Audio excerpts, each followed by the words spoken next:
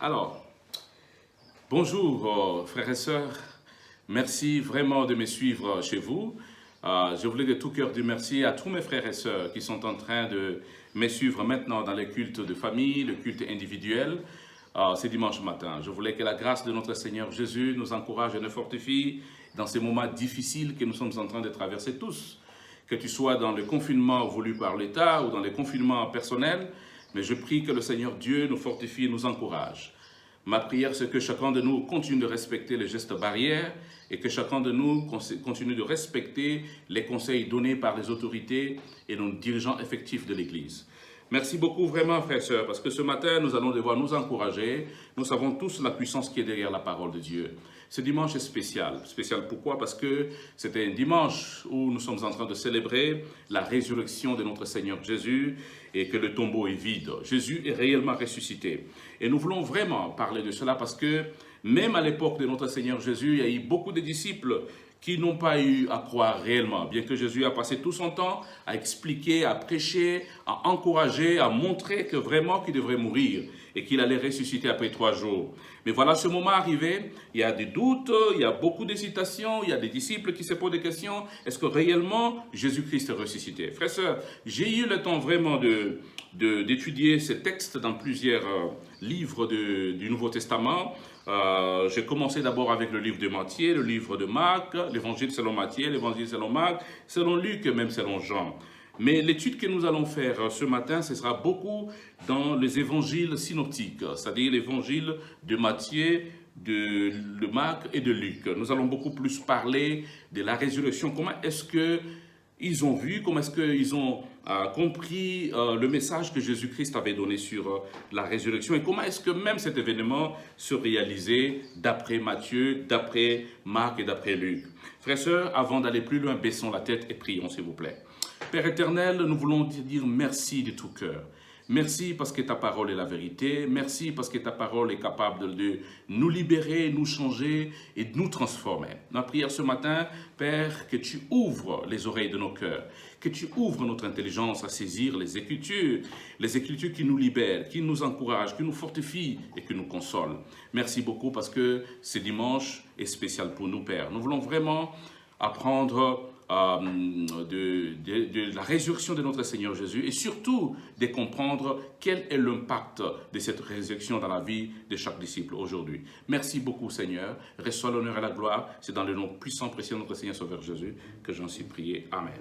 Alors nous allons aller rapidement dans le livre de Marc chapitre 16, verset 11, verset 13 et verset 14. Voilà les 3 versets que nous allons devoir lire rapidement et ça va nous permettre de nous encourager et de comprendre qu'est-ce que le Seigneur est en train de nous montrer. Marc chapitre 16, verset 11 dit ceci. Quand ils entendirent qu'il vivait et qu'ils l'avaient vu, ils les crurent point. Verset 13.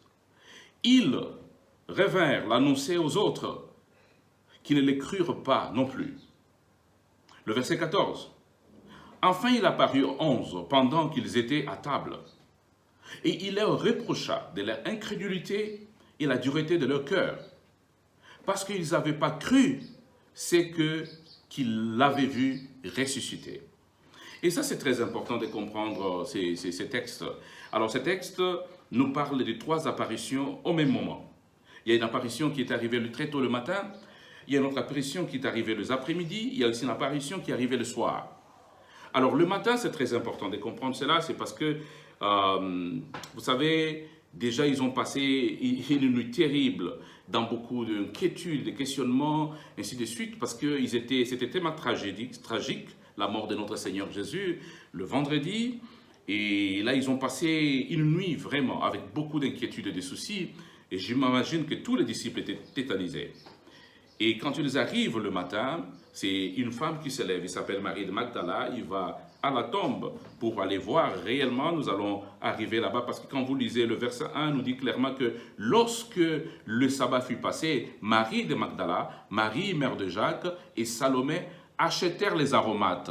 Et enfin, d'aller embaumer le corps de Jésus. Voilà les 3 femmes qui se lèvent. Ils disent, écoutez, allons-y à la tombe, nous allons devoir embaumer, nous allons mettre des aromates et nous allons embaumer le corps de notre Seigneur Jésus.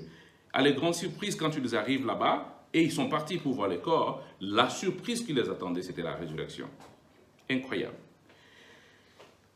Et après la résurrection de notre Seigneur Jésus-Christ, Jésus est apparu à Marie de Magdala et les autres femmes, et Jésus va apparaître aux disciples sur le chemin d'Emmaüs, et Jésus va apparaître aux 11 le soir, en train de manger. Alors, ma question c'est que, est-ce que les disciples ont compris vraiment l'enseignement de notre Seigneur Jésus sur la résurrection? Est-ce que nous-mêmes, aujourd'hui, nous avons compris qu'est-ce que c'est la résurrection de notre Jésus-Christ? Et quand nous regardons ces apparitions dans ce texte, nous comprenons rapidement que Marie de Magdala, Jésus l'a apparu le matin, et les autres femmes, et les 2 disciples les après-midi, comme je disais tout à l'heure. Et le soir, Jésus va apparaître 11. Mais malgré cela, est-ce qu'ils ont compris? Est-ce qu'ils ont compris vraiment? Et quand vous regardez Marie de Magdala, Jésus apparaît, et elle retourne et dit aux apôtres que j'ai vu Jésus. Personne ne croit. Il dit non, ce n'est pas possible. Et les 2 disciples sur le chemin d'Emmaüs se retournent, ils voient les apôtres. Il dit, écoutez, nous l'avons vu vraiment, il est ressuscité. Et lui aussi non plus. Ils n'ont pas cru. Et voyant devant cette incrédulité, devant ce manque de foi, Jésus apparaît maintenant le soir aux apôtres. Et la première des choses qu'il leur dit, si vous lisez le verset 14, nous dit clairement ceci. Le verset 14 nous dit que enfin, il apparut aux 11 pendant qu'ils étaient à table, le soir. Bien sûr, mais qu'est-ce qu'il leur dit? Ce n'est pas comme d'habitude, ce n'est pas comme quelque chose qu'il dit. Il dit, écoutez, il leur reprocha l'incrédulité. Pourquoi vous doutez? Pourquoi vous ne croyez pas que je suis ressuscité? Pourquoi Marie vous a parlé, vous n'avez pas cru? Pourquoi les 2 apôtres d'Emmaüs vous ont parlé, d'ici d'Emmaüs vous ont parlé, vous n'avez pas cru? Et vous savez, la réponse à cette question se trouve dans ce que je vais développer tout à l'heure. Mon premier point est très simple. Pour croire à la résurrection de Jésus, il faut mieux comprendre la crucifixion. C'est très important, frères et sœurs. Ça paraît un peu philosophique, mais c'est clair. Pour croire à la résurrection, il faut comprendre la crucifixion. C'est vrai, frères et sœurs, vous voyez ce qui se passe ici, si vous lisez le chapitre 15. Vous savez, j'ai eu le temps d'étudier tous ces livres. Alors, j'ai étudié le livre de l'Évangile selon Matthieu, j'ai lu les 3 derniers chapitres, et j'ai lu aussi Marc, j'ai lu les 3 derniers chapitres, et j'ai lu aussi Luc, j'ai lu les 3 derniers chapitres. Et ce qui est intéressant, c'est que les 3 derniers chapitres de ces 3 livres parlent de la même chose. Le chapitre qui est au milieu parle de la crucifixion, et les derniers chapitres de ces livres parlent de la résurrection de Jésus. Et le premier chapitre de ces 3 parle de la dernière nuit de notre Seigneur Jésus. Je ne sais pas si c'est une coïncidence, mais je trouve que c'est vraiment intéressant de savoir que la Pâque de 2020 ressemble exactement à la Pâque du 1er siècle. Par rapport au jour. Vous savez que le jeudi, c'est le jour où tout a commencé. Le jeudi, c'est le jour où notre Seigneur a pris sa Pâque. Et le vendredi, c'est le jour où toutes les souffrances ont commencé. Et le samedi, notre Seigneur était dans la tombe. Et le dimanche, il est ressuscité. Je ne sais pas si c'est une coïncidence, mais je trouve ça intéressant quand même. Je voulais qu'on en parle. Mais malgré cela, ce que je suis en train de parler tout à l'heure, c'est le fait que les disciples n'ont pas compris la crucifixion de Jésus. Et parce qu'on ne comprend pas la crucifixion, il nous est très difficile de comprendre vraiment la résurrection aussi. La crucifixion de notre Seigneur Jésus-Christ dans les 4 évangiles est tellement bien détaillée. Et comme je le disais tout à l'heure, vous savez que le soir de jeudi, nous avons eu un message incroyable qui nous parlait de la passion de notre Seigneur Jésus, qu'on ne devrait pas oublier ce que Jésus a fait pour nous. Et ce qu'il a fait pour nous a commencé dans le jardin. Il a partagé la Pâque, il a mangé avec les apôtres, et il est parti prier dans le jardin. Et quand tu pars dans le jardin, il demande aux disciples de veiller et de prier. Frères et sœurs, c'est dans le jardin que tout a commencé, on veut le prendre. Judas avec les groupes de gens Ils viennent prendre notre Seigneur et l'amènent au palais du souverain sacrificateur. Et le Seigneur passe toute la nuit devant un interrogatoire terrible. On lui posait des questions toute la nuit, fatigué, les gens se moquaient de lui, les gens l'insultaient. Et ça, c'est la nuit, du jeudi au vendredi. Et vendredi matin, 6 heures du matin, on l'amène chez Pilate.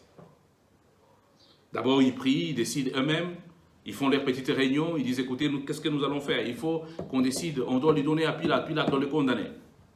Et d'un commun accord, les conseils des souverains, des sacrificateurs décident d'amener Jésus chez Pilate. Et arrivé chez Pilate, Pilate regarde et dit, je ne trouve rien dans ce monsieur qui mérite la mort. Il dit, non, il a commencé à faire la même chose depuis Galilée, depuis tout ça, jusqu'ici à Jérusalem. Pilate dit, d'accord, s'il a commencé à faire ça à Galilée, voilà, Hérode est là. Alors amenez-le chez Hérode. Comment Hérode va le voir? Ils vont discuter. Arrivé chez Hérode, il était content de le voir, mais malheureusement, c'est curieux, Jésus n'a dit un mot devant Hérode. N'a rien dit.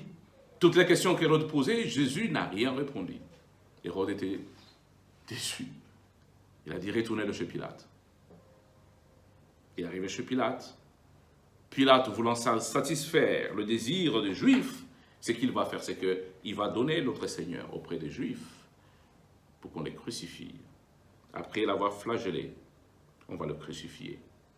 Et c'est incroyable. Quand vous lisez l'évangile selon Marc, ce qui m'a marqué dans cet évangile, Marc insiste beaucoup sur les heures.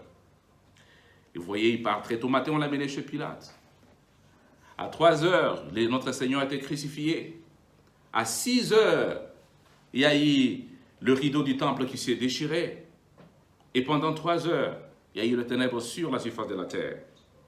Et à 9 heures, notre Seigneur a rendu l'âme. Et le soir, Joseph d'Arimathée est venu réclamer son corps. Alors c'est incroyable, frères et sœurs. Vous savez, il faut comprendre comment les Juifs sont en train de lire l'heure. Parfois, il nous est difficile de comprendre comment est-ce que subdivisent l'heure, les Juifs. Et vous savez, quand on parle de 3 heures, ça veut dire simplement de 9 heures du matin. Et quand on parle de 6 heures, ça veut dire 12 heures. Et quand on parle de 9 heures, ça veut dire 15 heures. Alors notre Seigneur était crucifié à 9 heures du matin. Et il est resté sur la croix pendant 6 heures.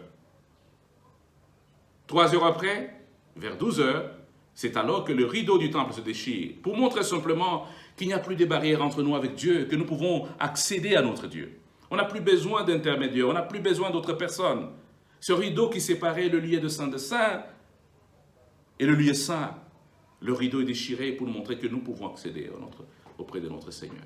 Et le ténèbre est resté sur la terre pendant 3 heures. C'est vraiment 15 heures. Selon l'heure des Juifs, 9 heures, notre Seigneur va rendre l'âme. Et quand il va rendre l'âme, vous connaissez toutes les souffrances qu'il a endurées. Je ne peux pas rentrer dans le détail des crucifixions, de la souffrance émotionnelle que le Seigneur a eue. Je ne peux pas vous parler de la souffrance physique que le Seigneur a subie. Et vous connaissez la souffrance spirituelle. Tous ses amis l'ont abandonné. Ça, c'est émotionnel. Il était seul contre tous, devant les souverains sacrificateurs. Pierre qui le suivait de loin, il était dehors. Et nous connaissons la flagellation, frères et sœurs. Cette méthode cruelle que les Juifs avaient empruntée, ce n'est pas eux qui avaient créé la crucifixion. Ils ont utilisé cette méthode pour donner la mort à notre Seigneur. C'est une mort atroce, une mort douloureuse. Et à petit feu, petit à petit, notre Seigneur souffrait. Crucifié à 9 heures, il a rendu l'âme 6 heures après. Mais c'est incroyable, frères et sœurs, de voir ça. De voir que Jésus restait sur la croix, suspendu, en train de souffrir. Pourquoi? C'est pour toi et moi. Et aujourd'hui, beaucoup pensent que c'est les Juifs qui l'ont tué. Mais Jésus a enduré toutes ces choses, c'est à cause de nos péchés. Jésus a enduré toutes ces choses pour que toi et moi, nous soyons libérés aujourd'hui. Mais libérés pourquoi? C'est de ça qu'il faut comprendre. Quand on ne comprend pas mieux la crucifixion, il est très difficile de croire à la résurrection. Beaucoup de gens doutent de la résurrection parce qu'ils n'ont pas compris même pourquoi est-ce que Jésus est mort. Voilà pourquoi ce matin, j'aimerais, avant qu'on aborde la résurrection proprement dite, il faut qu'on comprenne pourquoi Jésus est mort. Ce n'est pas le juif qui l'ont tué, c'est tes péchés et mes péchés qui ont amené Jésus-Christ à la croix. Et c'est vrai, le Seigneur a été crucifié pour nos péchés. Ça, c'est très clair et très important. Si vous lisez le livre de Marc, l'évangile selon Marc, vous allez comprendre tout ce que je suis en train de dire tout à l'heure. Et c'est vrai que les disciples n'avaient pas supporté la cruauté avec laquelle notre Seigneur Jésus a été tué. Non, ils ne pouvaient pas imaginer. Je pense que la question qu'ils devraient se poser tout à l'heure, c'est que, en tout cas, il y avait beaucoup de questionnements dans leur tête. Pourquoi Dieu ne l'a pas épargné? Il a passé tout son temps à prêcher la parole, il a passé tout son temps à faire de grandes choses pour le Seigneur. Mais pourquoi est-ce que pourquoi Dieu ne l'a pas épargné cette mort? Mais si Dieu a laissé cela arriver dans sa vie, et nous? Il devrait être en train de se poser ce genre de questions. Et ces questions, quand vous commencez à poser des questions comme ça, c'est des questions de doutes. Et ça va nous amener à des doutes incroyables. Même quand ils ont entendu que Jésus était ressuscité, il s'est posé la question, est-ce que vraiment il est ressuscité? Est-ce que c'est vrai? Mais pourquoi il est mort alors?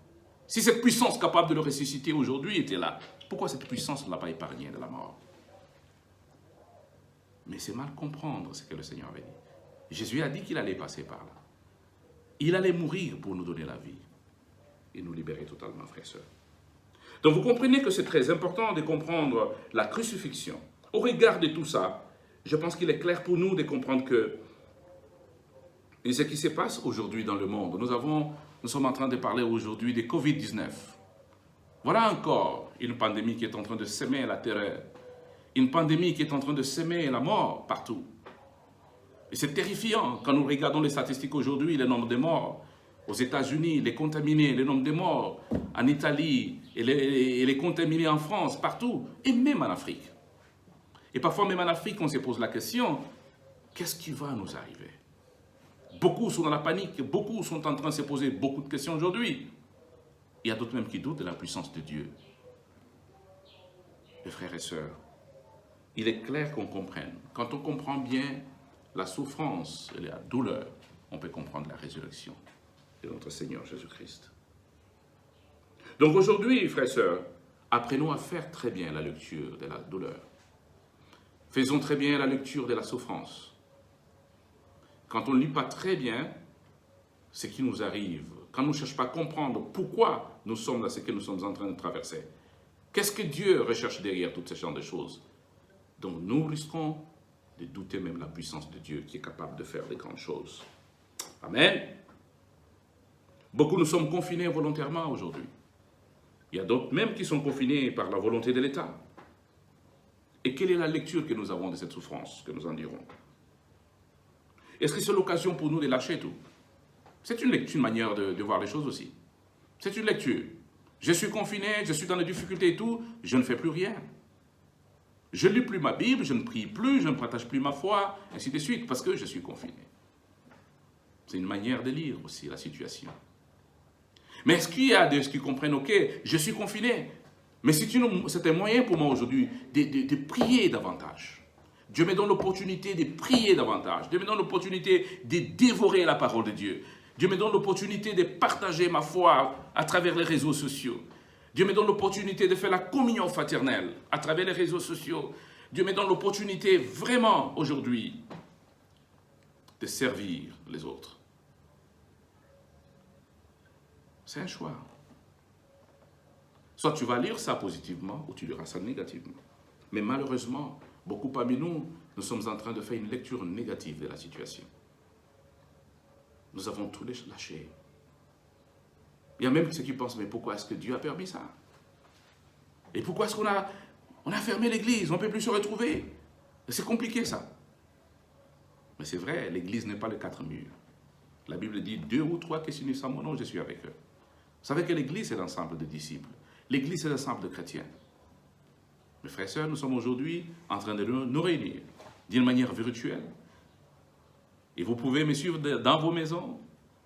Et nous sommes ensemble, frères et sœurs. Nous ne pouvons pas baisser les bras, nous ne pouvons pas nous laisser décourager par les situations que nous traversons. Les apôtres étaient découragés parce qu'ils ne pouvaient pas comprendre qu'est-ce qui était derrière ce qui leur arrivait. Pourquoi Jésus devait aller à la croix? Pourquoi il devait mourir comme ça? C'est parce que nous, aujourd'hui, nous ayons la vie, frères et sœurs. C'est pour qu'aujourd'hui, nous soyons capables d'être totalement libérés. C'est vrai, il a payé le prix à la croix pour nous, pour nos péchés, pour qu'aujourd'hui, nous ayons la nouveauté de vie. C'est de ce que je vais parler tout de suite, rapidement. Il ne faut pas que Jésus nous reproche aujourd'hui de notre manque de foi. Parce que nous avons tout lâché et que nous avons tout abandonné. Croyons vraiment, frères et sœurs, il est vraiment ressuscité. Il n'y a pas de doute. Il y a beaucoup de choses dans la Bible qui nous montrent clairement que Jésus est ressuscité. Les anges l'ont confirmé. Quand vous lisez Matthieu chapitre 28, versets 5 à 7, la Bible dit ceci.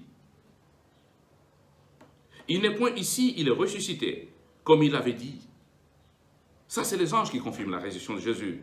En Luc chapitre 24, verset 23, Luc 24, verset 23, il dit la même chose. Pourquoi cherchez-vous parmi les morts? C'est lui qui est vivant. Il n'est point ici, il est ressuscité.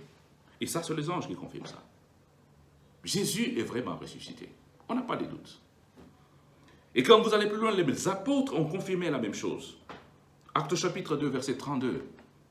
Acte chapitre 2, verset 32, les apôtres disent, c'est Jésus que Dieu a ressuscité. Nous en sommes tous témoins. Les apôtres sont des témoins oculaires de la résurrection de notre Seigneur Jésus. Acte chapitre 3, verset 15. Il dit, vous avez fait mourir le prince de la vie, que Dieu a ressuscité des morts. Nous en sommes témoins. Ça, c'est incroyable, ça. Et si vous partez rapidement en Acte chapitre 4, verset 33, les apôtres disent la même chose. Les apôtres rendaient avec beaucoup de force le témoignage de la résurrection de notre Seigneur Jésus. Et ça, c'est vraiment intéressant. Malgré les confinements, nous devons être capables de rendre témoignage avec force et puissance de la résurrection de notre Seigneur Jésus. C'est vrai. Il y a eu des moments où ils étaient faibles, il y a eu des moments où ils avaient eu peur de parler, mais par la grâce de Dieu, nous sommes en train de constater que quand ils ont compris, ils se sont relevés, ils ont dit non, il est réellement ressuscité, nous devons rendre témoignage qu'il est vivant. C'est vrai, les premiers moments de ces pandémies, nous avons tous paniqué. On a eu tous peur. On ne savait pas quoi faire. Nous avons tout lâché. Mais je vais vraiment nous encourager à comprendre que nous pouvons nous ressaisir aujourd'hui et comprendre que nous pouvons rendre témoignage de la résurrection de notre Jésus-Christ, malgré les problèmes et les difficultés que nous pouvons traverser. Et vous comprenez que même les ennemis aussi, les ennemis de Jésus, les gens qui l'ont crucifié, ils sont retournés à la tombe pour aller vérifier parce qu'il avait promis qu'après 3 jours qu'il allait ressusciter. Quand ils arrivent là-bas, vous lisez Matthieu chapitre 28, 11 à 15. Matthieu 28, 11 à 15 nous dit clairement, qu'est-ce qu'ils disent aux disciples quand ils trouvent que c'est la réalité que Jésus est ressuscité? Ils disent aux disciples ceci. Dites ceci, que ces disciples sont venus de nuit le dérober pendant que nous on dormait. Vous voyez? Donc ils ne veulent pas accepter, ils ne veulent pas laisser que les gens croient que Jésus est ressuscité, mais il faut déformer la vérité, il faut dire qu'on l'a dérobé. Ne dites pas qu'il est ressuscité parce que les gens vont croire à la puissance de Dieu. Les gens vont croire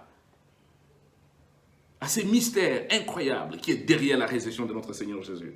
Même les ennemis ont tenté à déformer la vérité.